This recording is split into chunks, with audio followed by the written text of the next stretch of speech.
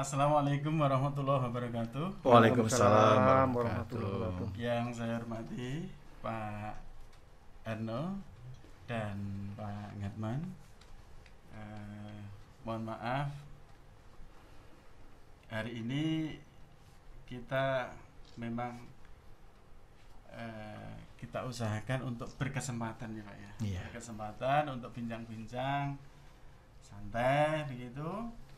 Nanti tidak usah tegang.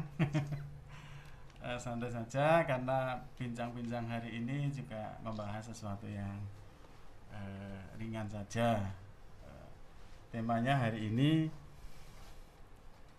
implementasi penguatan karakter dalam mewujudkan profil pelajar Pancasila. Sekali lagi saya ucapkan terima kasih kepada Bapak Dr. Andes Suharno. Mohon maaf nama lengkap. Ya, namanya hanya Suharno aja, Pak. Suharno aja. Ya, tapi mohon maaf gelarnya saya nggak apa-apa. Oke. Kemudian terima kasih Pak Ngatman Ya, dari Komite SMP Negeri 8 Surakarta. Hari ini berada di studio Depanska. Kita mau berbincang-bincang, ngobrol-ngobrol berkaitan dengan profil pelajar Pancasila. Saya awali, nanti bisa dibantu untuk pengalaman disampaikan atau diberikan pengalaman-pengalaman yang bapak-bapak miliki di masyarakat atau di sekolah atau di perguruan tinggi atau ilmu-ilmunya yang berguna untuk kami di SMP Negeri 8 Surakarta dalam rangka mewujudkan profil pelajar Pancasila begitu. Ya, begini Bapak, saya mungkin bisa cerita dulu sejak tahun 2017. Ya, tahun 2017 itu saya mengikuti workshop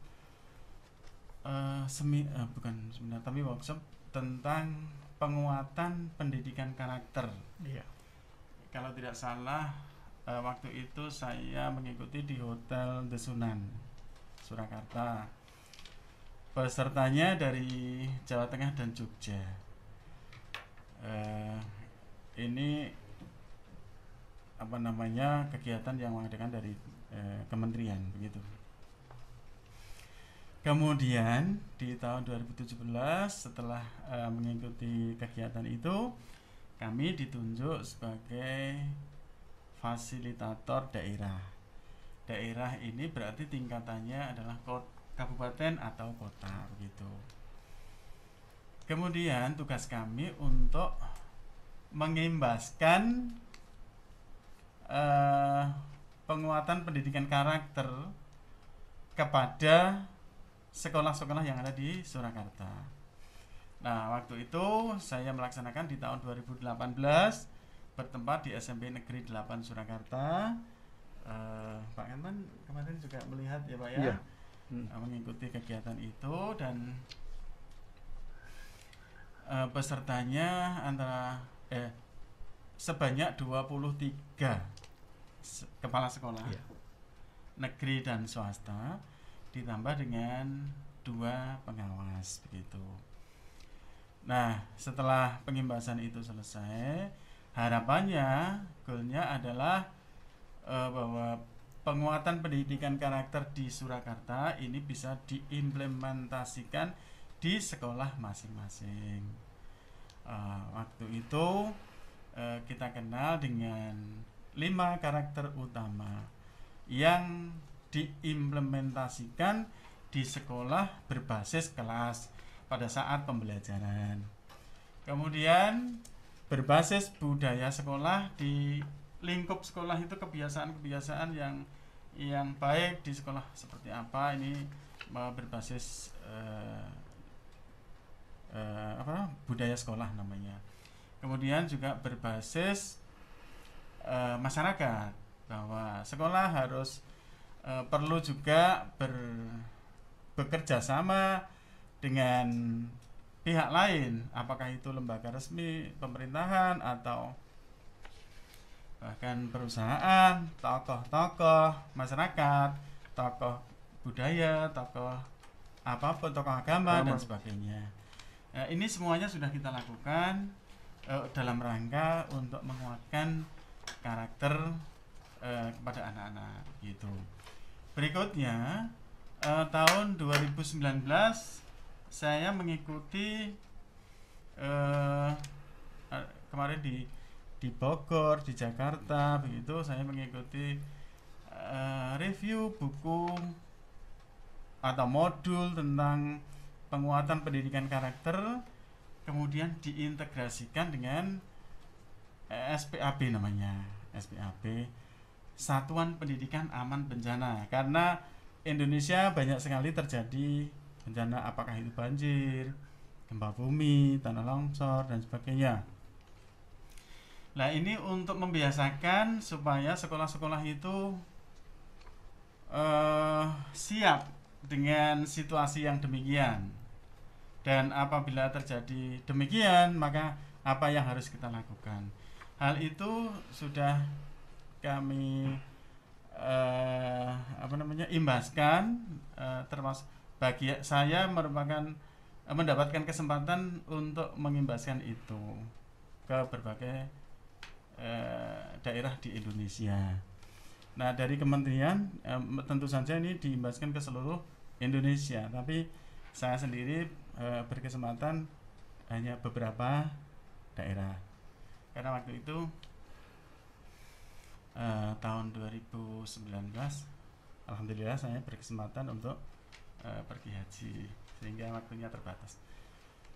Nah, selanjutnya itu bagian dari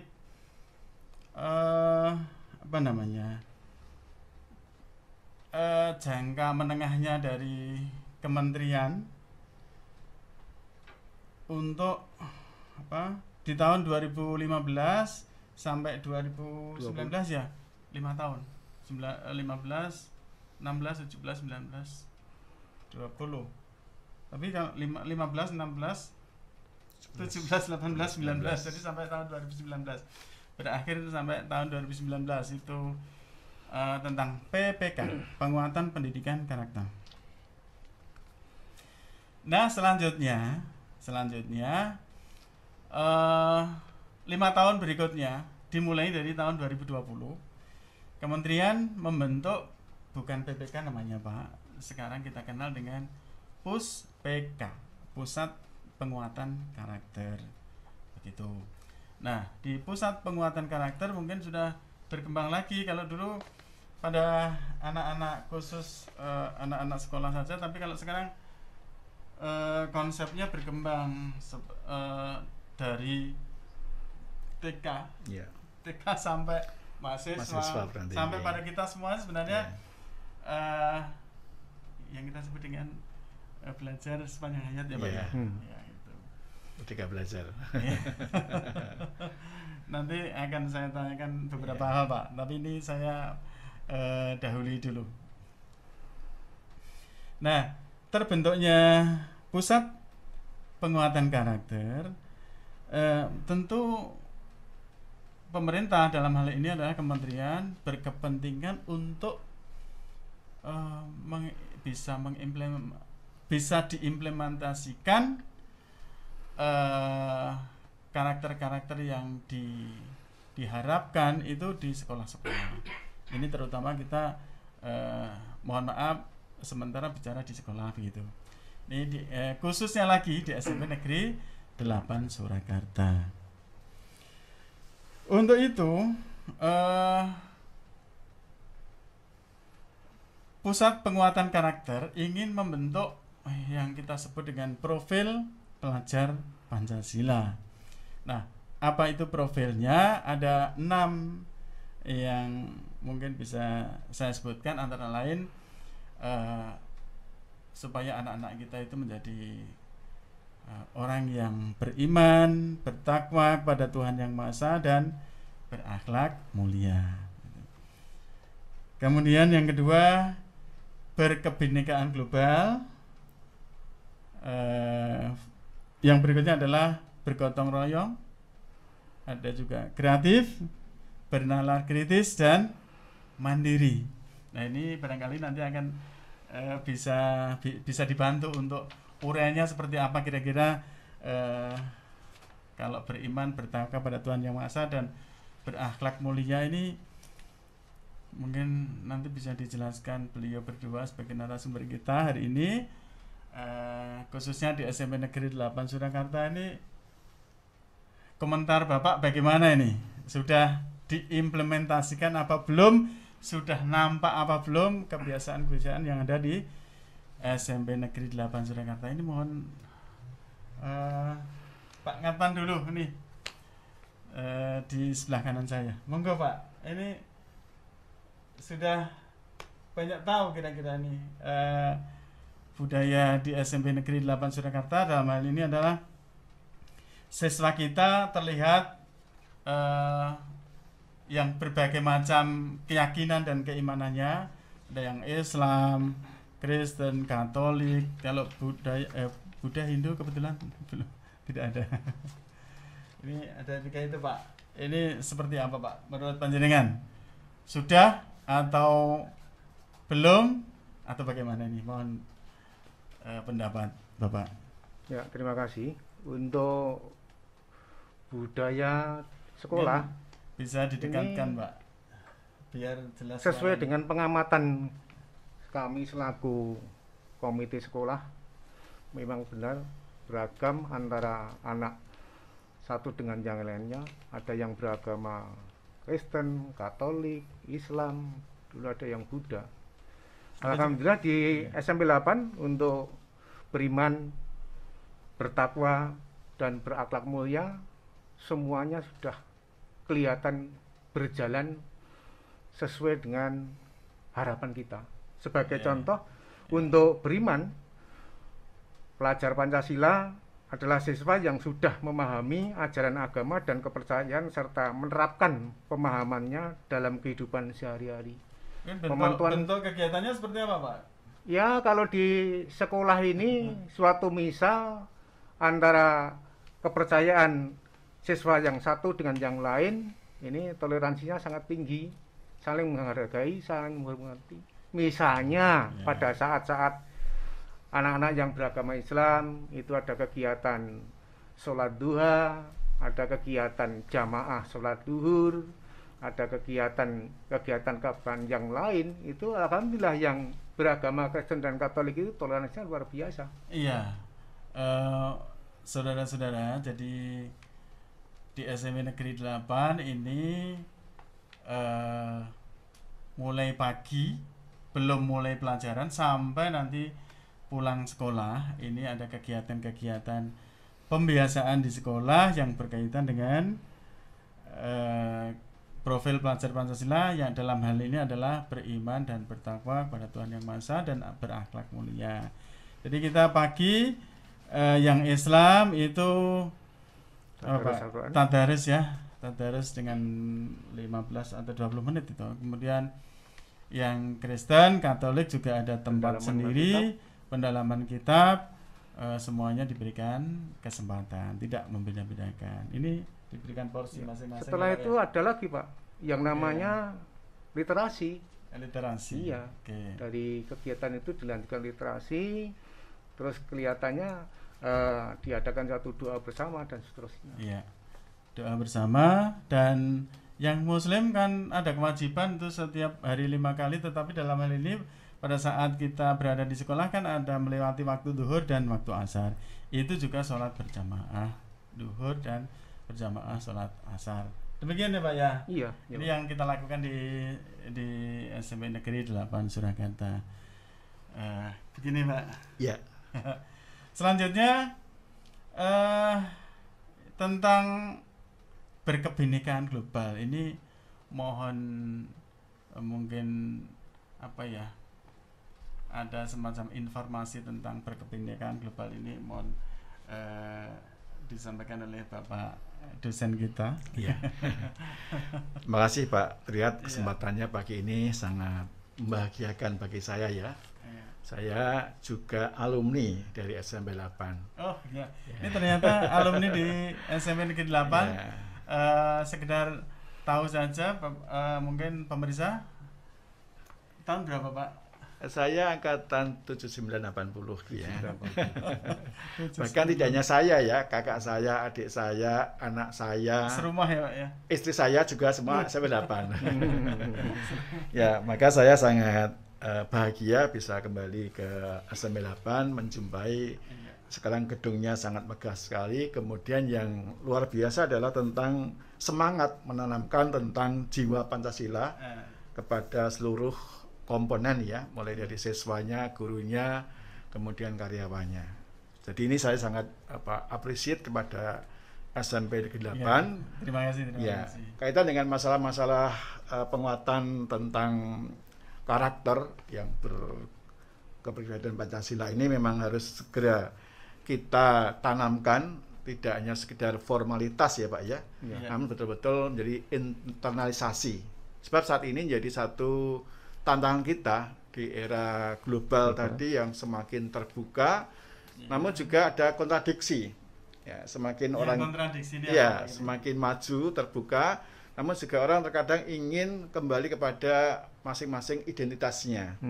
Ya, ini maka kadang-kala muncullah namanya ekstremitas ya, orang-orang yang ekstrim, orang-orang yang ingin mempertahankan identitasnya secara pribadi maupun kelompok. Nah, sehingga kalau ini di SMP Negeri 8 berkebinekaan yang global, saya kira adalah satu hal yang sangat bagus sekali Pak. Jadi kita sadarkan bahwa kita ini sebagai makhluknya Tuhan di dunia ini semuanya diciptakan dalam kondisi yang berbeda, tetapi semuanya makhluknya Tuhan. Dan Tuhan pun mengasihi kepada seluruh umatnya, tidak terkecuali apakah Indonesia, apakah Jawa, apakah Cina ya. Ini satu makhluk Tuhan semuanya, sehingga kita harus sadar bahwa kita ini sekarang hidup di desa ya, global village. Jadi lingkupnya yang kalau dulu kita itu Indonesia merasa paling besar gitu, ternyata sekarang dengan adanya globalisasi ini antar negara hampir-hampir sekatnya tidak ada Pak ya. Kita seperti Malaysia, Singapura, bahkan negara tetangga seperti hidup dalam sebuah kampung saja. Ya, maka ini perlu ditanamkan nilai-nilai agar mereka ini punya satu mindset bisa menghargai. Mungkin bisa dipahami juga bahwa berkebinekaan global itu justru masing-masing orang itu memiliki kelebihan dan kekurangan. Betul sekali. Sehingga bisa saling mengisi. Betul sekali. Ya. Dalam rangka misalkan anak-anak diajarkan untuk berkomunikasi dengan temannya melalui diskusi di dalam pembelajaran dan sebagainya, ini kan saling mengisi. Saling mengisi. Mungkin bisa dilanjutkan Pak. Saya kira itu yang memang paling penting ya, ada kesetaraan antara orang satu dengan orang lain, menghargai tentang pribadi masing-masing. Ini penting sekali karena kalau kita lihat hari ini banyak orang tuh yang merasa paling benar sendiri, paling unggul sendiri ya. Tapi memang karakter kebangsaan, karakter budaya ini perlu dilestarikan ya. Karena itu merupakan salah satu keunggulan kita sebagai sebuah bangsa ya. Mengapa Indonesia itu menjadi negara yang cukup bisa bertahan di era global ini, karena mereka semuanya sadar bahwa mereka punya perbedaan namun punya tujuan yang sama begitu. Sehingga sangat tepat sekali Pak, lihat kalau ini ditanamkan di jiwa setiap pelajar yang ada di SMP 8 untuk bisa mereka menghargai satu dengan yang lain, ada kelebihan, ada kekurangan, tapi mereka tetap dalam satu kerangka NKRI dan juga merupakan bagian daripada makhluknya Tuhan. Saya kira itu yang perlu dikembangkan. Terima kasih sekali. Jadi kita bertambah wacana ya Pak ya, untuk memahami bahwa kita semuanya berada dalam satu lingkungan. Ini kita memang berbeda, memiliki kekurangan, kelebihan, dan kita bersepakat untuk bisa menyatukan pendapat kan yang dari perbedaan ini dari segi manapun ya Pak ya. Mungkin bisa saya lanjutkan ini ya. Pak Ngatman bisa memberikan komentar tentang profil gotong royong Pak di SMP Negeri 8 ini, yang Bapak tahu tentang kegiatan kegotong royongan ini seperti apa Pak? Ya, terima kasih.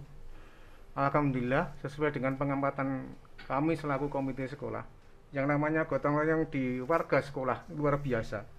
Baik siswa, antar siswa, bapak ibu guru, tenaga pendidik dan kependidikan, serta orang tua, komite sekolah, termasuk alumni. Itu yang namanya gotong royong luar biasa. Yang saya rasakan pada saat dulu itu saya memantau persiapan lomba adiwiyata tingkat nasional, Masya Allah luar biasa. Dari alumni itu spontan gotong royongnya bisa menyumbang 150 lebih bibit tanaman yang bisa nyengkuyung adanya kegiatan lomba adiwiyata. Alhamdulillah. Bahkan Pak, sumbangan dalam rangka kegiatan mendukung adiwiyata, banyak dari alumni yang menyumbang tanaman dalam pot itu, yang sekarang sudah berhasil, sudah banyak berbuah Pak. Ya. Kemudian tempatnya yang kurang, karena tempatnya yang kurang, Bapak Ibu guru bisa menempatkan, bukan diminta, tetapi menempatkan, mungkin ada punya tempat yang lebih luas gitu, dipindahkan ke sana sebentar. Ya. Memang kalau kami amati warga sekolah itu antara kolaborasi satu dengan yang lainnya, kerjasamanya, kepeduliannya luar biasa, sehingga untuk mencapai kegiatan lomba adiwiyata tingkat nasional sangat mudah.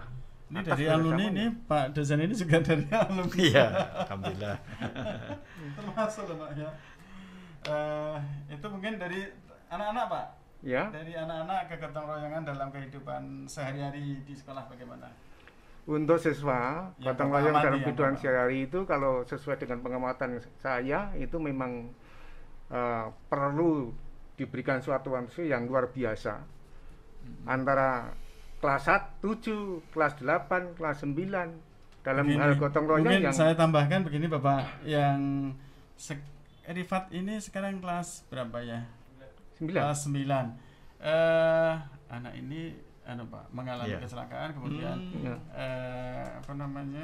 membutuhkan biaya banyak untuk pengobatan, untuk terapi Pak ya. Iya, terapi. Betul sekali. Itu ini, dulu Pak, bagus.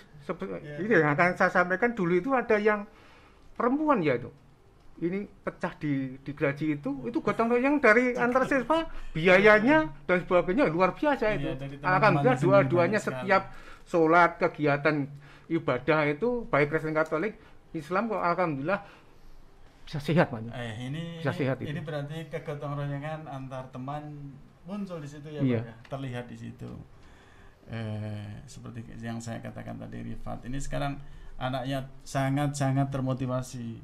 Padahal dulu jalannya normal, sekarang sudah berbeda jauh Pak. Tapi semangatnya luar biasa. Ya, semangatnya luar biasa. Ini berkat mendapat motivasi dan dorongan dari teman-temannya. Bahkan di sekolah yang kelasnya itu di atas, kemudian kita pindahkan ke bawah, dan teman-teman tidak ada yang komplain, mendukung semuanya, sehingga meringankan pada saat akses masuk sekolah, kegiatan istirahat dan sebagainya, sampai kembali pulang ini bisa dengan nyaman gitu. Pak, boleh saya tambahkan Pak? Boleh, monggo Pak. Alumni hasil didikan bapak-bapak ibu-ibu semua ini juga hari ini mengembangkan juga kegotong royongan. Karena ini sudah eranya era digital, mereka punya grup WA, dan setiap ada temannya yang kesusahan, kena musibah, mereka dengan sendirinya juga ikut bergotong royong membantu.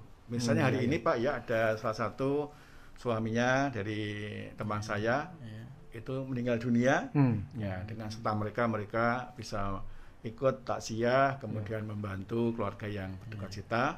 Bahkan kalau ada keluarga dari mereka yang ada yang meninggal dunia, kita berikan support walaupun tidak besar Pak ya, namun sebagai bentuk rasa kegotong royongan dari alumni. Saya teringat Pak, teringat begini.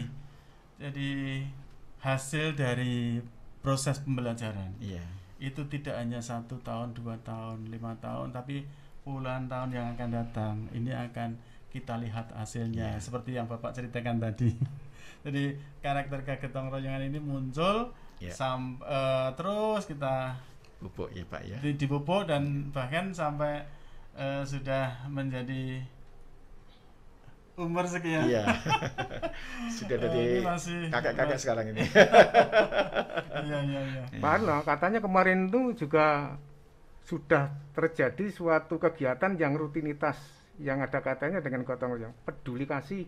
Iya. Setiap hari Jumat katanya ada Iya, donasi beberapa berupa kelompok, nasi, berupa kelas, ini. ya berbagi Terus dengan ada yang bersama begitu. ada yang bisa mengadakan suatu paguyuban wirausaha Iya, alumni betul. SMP 8 Saling yang membantu. namanya Paku Sewu itu. Oh iya, Paku Sewu, Paguyuban ya. Jadi, keluarga alumni SMP Wawu. mungkin saya jelaskan lagi, saya ingatkan lagi bahwa saya selaku kepala sekolah membuat satu kebijakan dan saya tuliskan dalam bentuk SK, tuangkan dalam bentuk SK bahwa nama alumni SMP Negeri 8 itu saya beri nama dengan Paku Sewu begitu. Paku Sewu itu mulai dari angkatan berapapun sampai angkatan yang sekarang itu pun namanya Paku Sewu. Wadah induknya Paku Sewu. Iya, cuman angkatannya angkatan Berbeda-beda. sekian, angkatan sekian. Sehingga kami dapat bisa berkomunikasi dengan mereka dan kontribusi dari alumni itu alhamdulillah luar biasa. Bermanfaat. Masih ada keterikatan. Iya.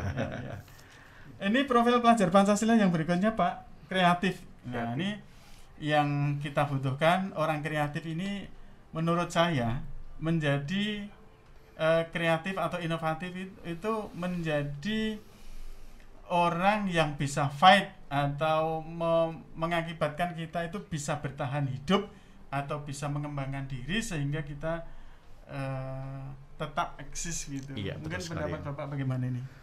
Sepakat Pak Tria, jadi memang hari ini agar siswa bisa bertahan di masa yang datang itu kata kuncinya harus kreatif. Dan kreatif itu diciptakan juga oleh lingkungan, termasuk lingkungan sekolah. Sehingga saya juga memberikan sekedar masukan atau mungkin sudah dilaksanakan Pak ya, bahwa pembelajaran di sekolah ini hendaknya lebih menekankan pada guru sebagai fasilitator. Ya, dengan demikian membuka ruang siswa untuk menyampaikan ide-ide gagasannya. Tidak sekedar hanya menangkap materi pelajaran dalam tahapan kognitifnya saja. Ya, ini memang perlu merubah mindset dari guru dan siswa agar mereka diberikan kesempatan untuk mengungkapkan ide gagasannya. Dari pengalaman saya, siswa-siswa SMP 8 yang sukses itu berangkat dari mereka-mereka yang dulu aktif di organisasi. Kalau mereka berorganisasi tentu dia kreatif. Ya. Nah, ini tentunya wadah ini semakin diciptakan agar dalam era global ini kalau kita mau belajar apapun sebenarnya tanpa guru kan bisa Pak ya. Terus jadi begini Bapak, kreativitas yang Bapak sebutkan tadi dari organisasi, alhamdulillah dari beberapa anak dalam wadah OSIS ini saya lihat mereka kreatif, inovatif, membuat, karena ini di masa pandemi, mereka sudah sering membuat vlog, kemudian membuat film itu, dan alhamdulillah kemarin film kita mendapat apresiasi dari kementerian dan mendapat 10 besar. Wah, alhamdulillah, berbahagia Pak. Indonesia.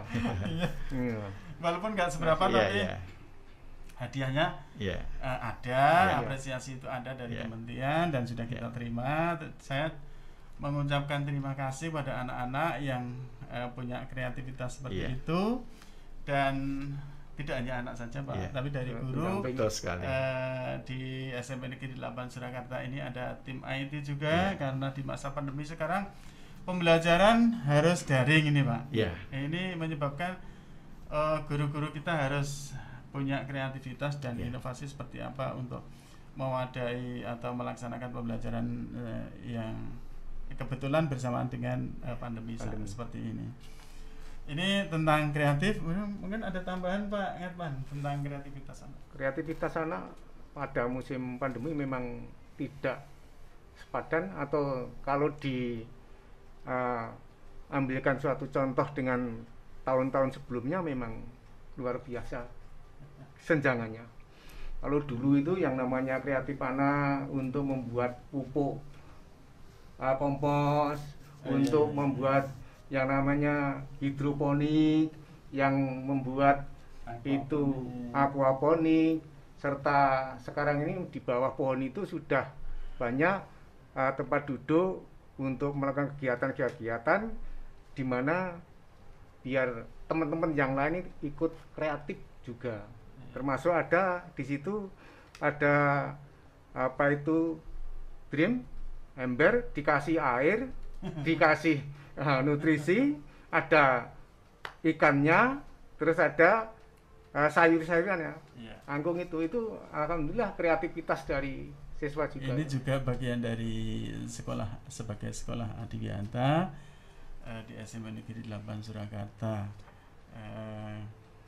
Jadi anak-anak itu banyak kegiatan dan hal itu kita wadahi dalam waktu tertentu, tidak pas di KBM, kegiatan belajar mengajar, tapi diberikan waktu sendiri di kegiatan ekstrakurikuler ya Pak. Ya. Mungkin ada tambahan ya. Pak Erna. Ya. Jadi munculnya ya. kreativitas dari siswa ini juga tidak terlepas dari lingkungan yang ada, Ya. termasuk kepala sekolahnya, Ya.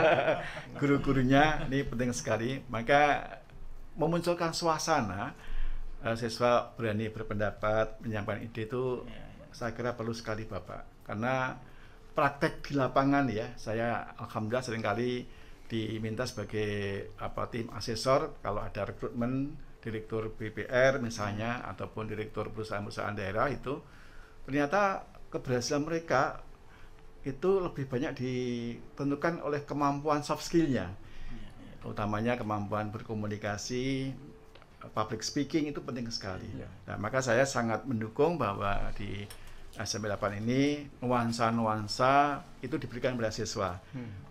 Perlu ditingkatkan agar nanti setiap siswa SMP 8 ini, kalaupun toh mereka tidak bisa melanjutkan sekolah, tetap bisa mengembangkan potensi dirinya. Syukur bisa melanjutkan studi, kalau studi mereka akan menjadi sarjana-sarjana yang luar biasa. Saya kira itu luar biasa di SMP 8 sudah diberikan wadah itu. Iya, setelah lulus dari sekolah SMP, ini kan baru masuk SMA atau SMK. Kemudian lebih fokus lagi ke skillnya masing-masing, ke hobinya apa, sehingga nanti di perguruan tinggi mereka akan mengembangkan sesuai dengan kompetensinya, begitu ya Bapak. Dan pemicunya pandemi ini Pak, alhamdulillah ada hikmahnya. Dengan adanya pandemi ini Bapak kreatif, ini ada studio. Tanpa ada pandemi tidak ada studio ini kelihatannya. Para pemirsa perlu diketahui bahwa studio yang kita pakai untuk diskusi ringan ini adalah hasil dari sumbangan masyarakat. Dalam hal ini adalah orang tua siswa yang peduli dengan sekolah untuk pengembangan potensi-potensi yang anak-anak yang ada di sekolah. Kemudian kita wadahi dan kita wujudkan dalam bentuk studio musik. Nah, awalnya memang ini saya berpikir untuk mengembangkan seni budaya dalam hal ini adalah musik Pak. Karena kita sudah mendapatkan bantuan alat-alat musik ini semuanya dari komite, dari orang tua, dari masyarakat, dan ini kita wadahi, diberikan tempat tersendiri, terwujudlah studio seperti ini. Tapi berkembang ini 10 besar tadi ya Pak ya. Ini berkembang Pak, konsep saya berkembang dari hanya musik saja, berkembang untuk pembuatan pembelajaran video pembelajaran maksud saya. Jadi Bapak Ibu guru itu semuanya sudah bisa dan dibantu oleh tim IT yang ada di SMP Negeri 8 untuk membuat studio pembelajaran Pak. Karena PJJ sekarang ini saya mendengar sendiri dari anak, yang Anda butuhkan itu apa sebenarnya? Penjelasan materi dari guru Pak. Nah, penjelasan materi dari guru ini tidak lain adalah video pembelajaran, begitu. Nah, alhamdulillah ini sudah terwujud. Bantuan dari alumni juga. Yang berikutnya Bapak, ini profil yang berikutnya adalah kita berharap anak-anak mempunyai sifat kritis begitu. Jadi bisa bernalar kritis. Seperti sekarang misalkan dalam satu diskusi atau dalam satu pertemuan, dalam forum organisasi begitu, bisa berpendapat tetapi juga bisa mengungkapkan solusi, memberikan solusi gitu. Atau yang sekarang marak sekali, dengan mudahnya orang memforward atau nge-share dari WA itu. Belum diketahui apakah ini sudah benar atau nah, ini berita-berita hoax, kita tidak tahu apakah ini benar atau hoax. Pokoknya kita share seolah-olah kita yang pertama orang yang nge-share gitu. Ini mohon Pak, mohon pendapatnya Pak. Jadi saya rasa untuk menciptakan agar siswa mampu bernalar kritis ya Pak ya, agar mereka kritis menghadapi segala sesuatunya. Yang perlu dikembangkan adalah budaya membaca. Tidak ada dengan literasi, budaya membaca, masalah literasi. Dan ini saat ini sudah mulai luntur ya dengan adanya media sosial yang sifatnya berita-beritanya hanya sepotong-sepotong, kemudian yang instan. Ini tidak tidak bisa menciptakan siswa yang kritis, tetapi menciptakan siswa yang WTS, Paton Suloyo.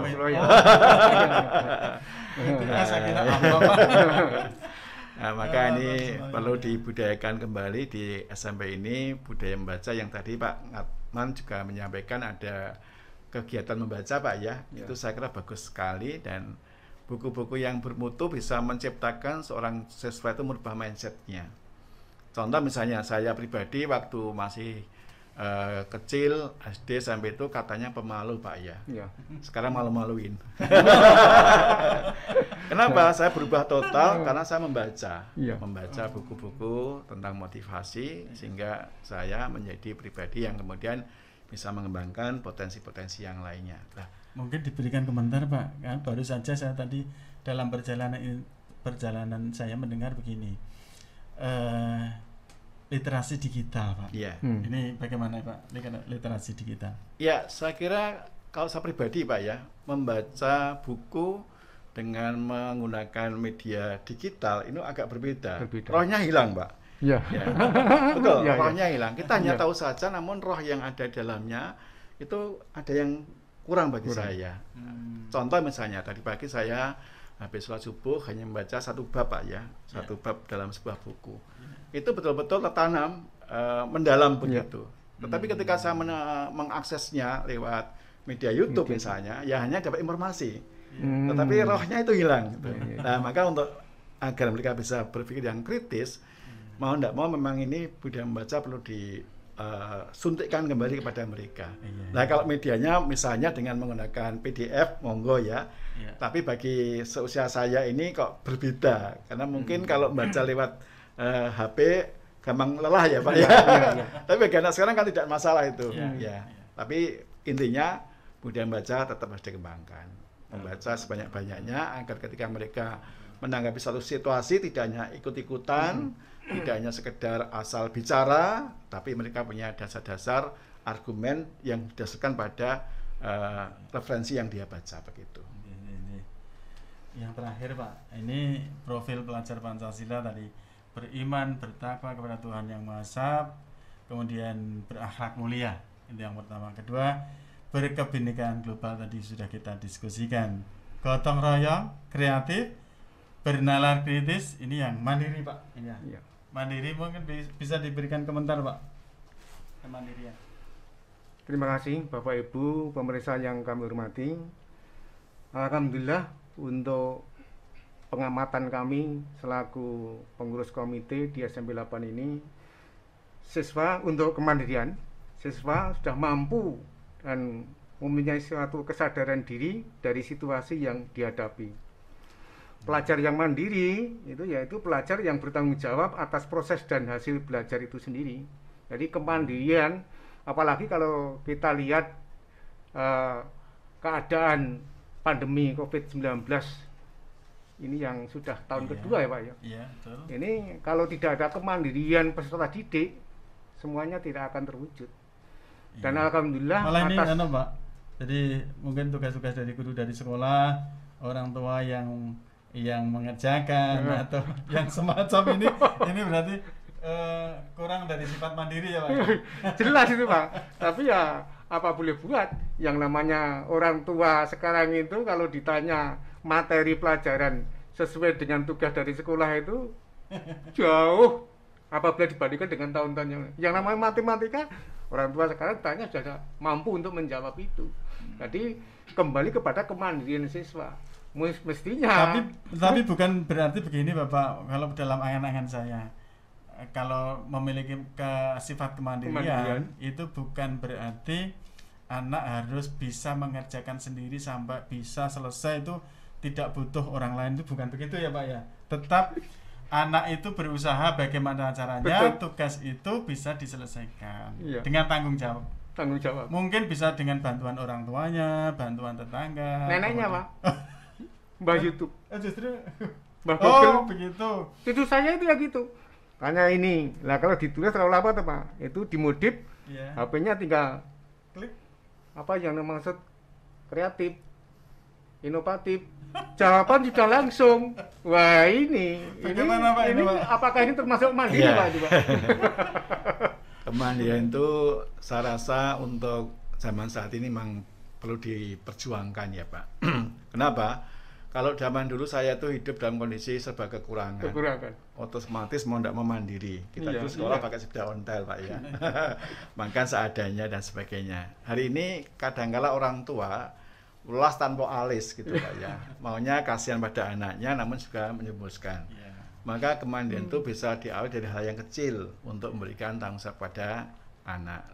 Misalnya contoh ya, saya pribadi ketika anak saya sudah berkeluarga, maka mau tidak mau mereka harus keluar dari rumah saya. Itu saya tegas Pak ya. Mandiri. Ya, jadi awal-awalnya bukan diusir kan Pak? Enggak Pak, biar mandiri Pak ya. Mandiri. Bukan diusir. Ya, jadi saya yang ragil itu begitu sudah menikah langsung saya kontrakkan dulu. Mereka mengontrak sendiri ya, mereka mengontrak diri. Begitu sudah ada dana, mereka bisa beli rumah sendiri. Artinya apa? Harus kita berani pisahkan begitu. Itu kalau konten yang ini istilah apa namanya, tanggung jawab. Iya betul. Tanggung jawab. Ya, kalau hanya mereka masih di orang tua saya tidak akan pernah mandiri Pak. Betul.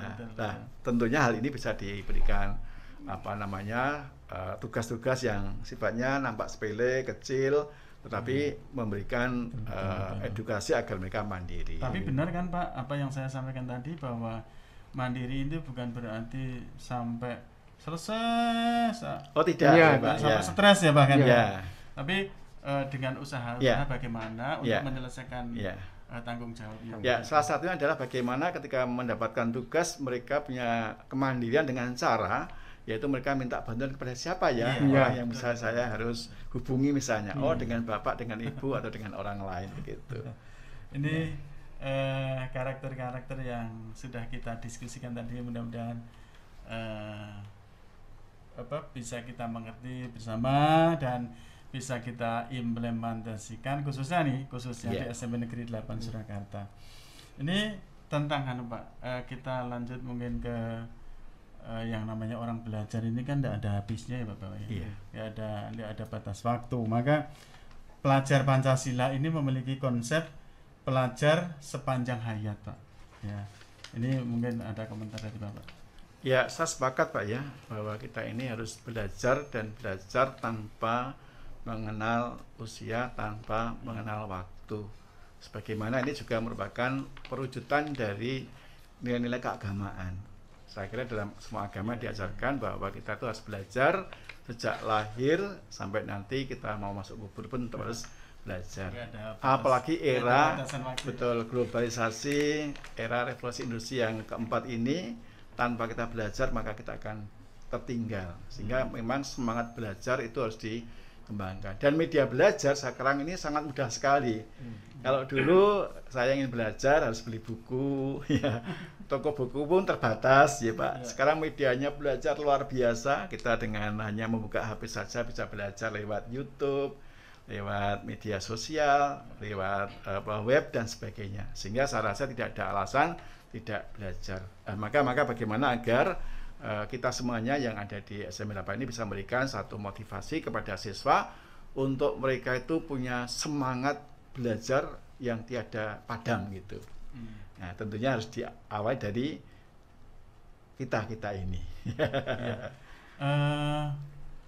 Ini Bapak. Jadi untuk mewujudkan itu semuanya, biar orang lain juga berpikir demikian dan bisa melaksanakan bahkan lebih dari kita, maka kita kan perlu mungkin istilahnya sosialisasi atau berkampanye atau mengajak orang lain ini Pak. Kebaikan itu tidak hanya untuk diri kita sendiri, tetapi bisa mengajak kepada orang lain. Justru kalau di dalam agama kita mendapatkan pahala. Betul sekali. Ini mungkin ada saran kepada kami di SMP Negeri 8 Surakarta, kiat-kiat apa mungkin yang bisa kita kampanyekan kepada orang lain atau kepada sekolah lain atau kepada masyarakat, bagaimana ini Pak? Mungkin bisa dikomentari Pak Ngatman atau Pak Ngatman dulu. Ya, terima kasih pemirsa yang kami hormati.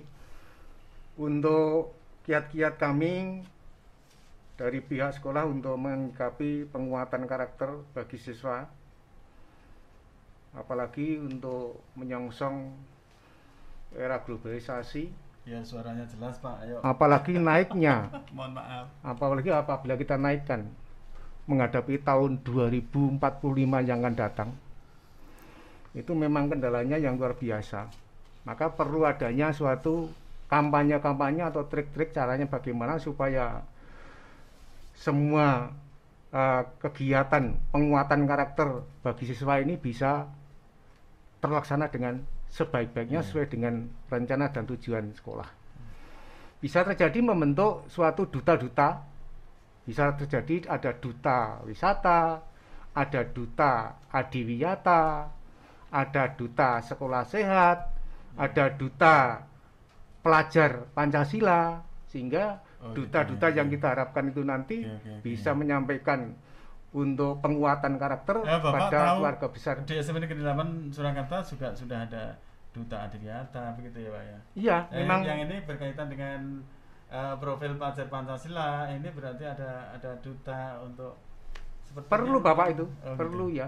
Jadi nanti supaya bisa terbentuk, nun sewu, saya hanya selaku komite mengusulkan nanti supaya adanya terima kasih Pak, adanya duta-duta dari pelajar Pancasila. Selainnya itu ya diadakan suatu kelompok paguyuban. Ini yang sudah ada kelompok paguyuban orang tua, kelompok paguyuban komite sekolah, kelompok paguyuban belajar, kelompok paguyuban pengurus kelas dari orang tua maupun dari peserta didik. Itu sudah ada. Kalau ini saya kira sudah ada ya lewat medsos, lewat yang lewat medsos ini Pak. Saya jadi teringat bahwa webnya bagaimana? Kami sudah memberikan wadah untuk adanya lomba-lomba Pak. Kemarin kita mengadakan lomba vlog. Iya, bagus. Yang temanya memperlihatkan karakter siswa berkaitan dengan profil pelajar Pancasila tadi ke masyarakat. Tapi kita sampaikan kepada anak-anak peserta lomba itu lokasinya di lingkungan rumah masing-masing. Nah, tujuannya untuk menguatkan karakter itu di masyarakat. Ini mungkin karena pandemi? Iya, di masa pandemi. Oh iya. Di masa pandemi ini. Dan kita sudah memberikan hadiah tidak tanggung-tanggung Pak. Hadiah juara yang pertama ini berapa kemarin? Kalau tidak salah 5 juta. Satu. Mohon maaf, bukan 5 juta, nolnya dikurangi. Nolnya kita kurangi. Bagi mereka bukan besarnya uangnya Pak, namun apresiasi. Tapi kita memberikan apresiasi. Kita berikan 500.000 Pak, juara satu. Kemudian step di bawahnya ya mestinya kurang dari itu. Tapi kita yang paling penting adalah apresiasi dari sekolah kepada anak-anak yang mempunyai kreativitas tadi, kita berikan apresiasi. Dan alhamdulillah sudah terlaksana dengan baik. Dan kita hasil Yang kita seleksi Pak, ada beberapa film atau vlog yang pantas untuk kita nikmati dan memberikan apa namanya gambaran karakter di dalam vlog itu, kita unggah di YouTube channelnya SMP 8 Surakarta gitu. Gitu Pak. Mungkin yang lain Pak itu di masa-masa yang akan datang, pada waktu orang tua hadir di sekolah untuk mengambil hasil prestasi belajar putra-putrinya, ini bisa diadakan suatu demonstrasi, diadakan suatu pameran, sehingga untuk menguatkan karakter peserta didik itu lewat berbagai macam cara, sehingga seluruh warga sekolah, tidak hanya siswa saja, bisa memahami tentang itu, termasuk di tempat kreaso, studi banding, nah ini Pak, dan sebagainya. Tahun ini kreaso karena masa pandemi juga harus dengan daring Pak. Kreasinya dengan daring. Jadi seperti tapi penilaian tetap ada ya Pak ya? Ada. Jadi semuanya sementara ini kita pakai daring dan bisa kita laksanakan alhamdulillah, walaupun dengan keterbatasan kita, kekurangan kita. Ya. Begitu. Kemudian yang kita lanjutkan mungkin yang terakhir ya Pak ya. Ya, monggo Pak. Yep. Atau masih apa? Nyaman ini untuk berapa jam lagi? Silakan saja. Kalau saya nyaman saja. Oh, gitu ya. Namun yang melihat mungkin yang terlalu lama mungkin bosan. Betul. Ya. Ini yang terakhir begini Bapak. Kita harus banyak tanya, banyak mencoba, Betul sekali Bapak. dan banyak berkarya. Iya. Ini untuk mengungkapkan ekspresi begitu. Jadi supaya orang lain itu mengerti, tahu, dan bisa meniru yang baik begitu, maka kita boleh tanya pada siapa saja Pak ya. Kemudian banyak mencoba dan berkarya. Ini kalau tidak berkarya ya berarti tidak ada buahnya ya Pak ya. Iya, betul. Diberikan komentar Bapak. Ya, saya rasa yang disampaikan Pak Tria tadi semuanya benar Pak ya. Yang salah satu yang sering saya gunakan untuk memicu kepada orang-orang yang ada di sekitar saya Pak ya, itu dengan cara kita sebagai pematik Pak. Artinya kita ini membangkitkan mereka agar berpikir, agar mereka itu punya cakrawala yang baru.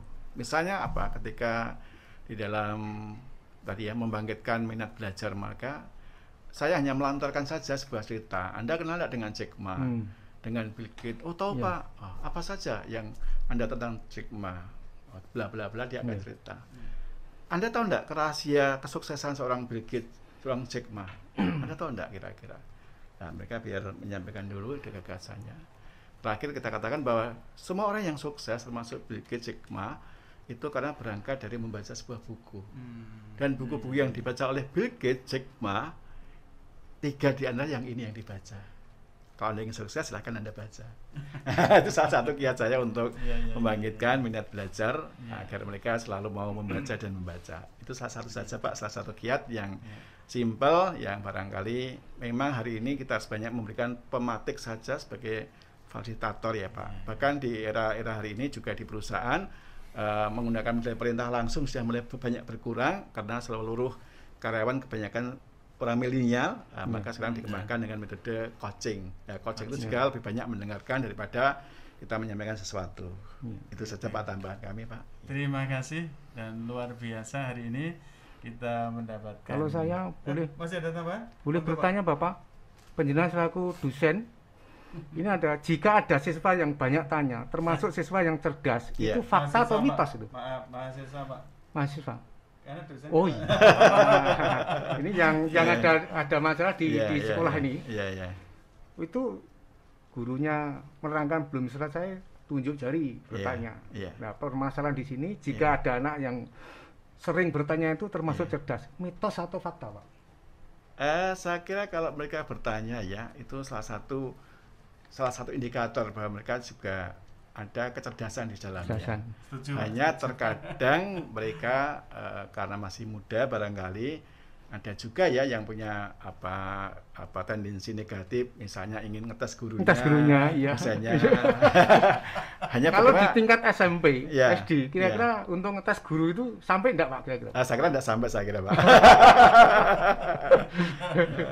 Iya. Tapi umumnya itu justru kelemahan para siswa ya, Iya. untuk bertanya itu memang harus kita tumbuhkan Pak, saya kira itu. Ya jarang sekali kalau saya melihat sebuah kelas itu yang aktif sekali Iya, ya, kalau iya. di swasta loh Pak ya. Iya. Tapi kalau di negeri barangkali karena mereka itu saringan dari yang sudah hebat-hebat, maka saya masih ingin ini Pak, selalu memancing mereka mau bertanya begitu. Nah, itu yang salah satu saya gunakan seperti itu. Terutama pengalaman masuk dari Bapak Ibu guru itu. Iya. Pada waktu peserta didik itu mengadakan suatu uji coba di lab. Iya. Misalnya mengamati jamur dengan Iya. mikroskop, kok banyak bertanya gitu loh Pak. Iya. Justru itu bagus Pak. Termasuk mencoba itu Iya. timbullah suatu Iya, pertanyaan. betul sekali. Apakah itu termasuk berkarya ya Pak ya? Iya, iya. Karena semuanya kan berangkat dari bertanya Pak ya. Iya. Menurut saya Iya. karya itu adalah satu produk. Produk itu mungkin sesuatu yang luar biasa Iya. atau baik, atau mungkin justru bisa dianggap orang itu alah kaya ngono gitu, atau Betul sekali. dianggap orang lain itu Iya. tidak bermanfaat gitu. Tapi Iya. yang namanya mencoba untuk berkarya ini Iya. menurut saya sangat-sangat diperlukan. Nah itu hasil karya peserta didik yang dipajang di aula itu termasuk karya siswa ya Pak ya? Alhamdulillah itu karya dari anak-anak sudah terpampang di aula. Ini ya tentu saja ini sesuatu yang karya yang sangat-sangat baik, Bermanfaat. ya, bermanfaat dan baik untuk bisa dinikmati generasi-generasi berikutnya. Terima kasih, obrolan kita mungkin Ya. bisa dicukupkan sekian dulu Pak ya. Terima kasih Pak Rian kesempatannya. Sayang waktu itu terbatas. Lain waktu Iya. bisa kita bersama lagi dengan tema yang berbeda barangkali. Siap Bapak, insya Allah. Sekali lagi terima kasih atas kesempatan ini. Saya akhiri. Assalamualaikum warahmatullahi wabarakatuh. Waalaikumsalam warahmatullahi wabarakatuh. Ya.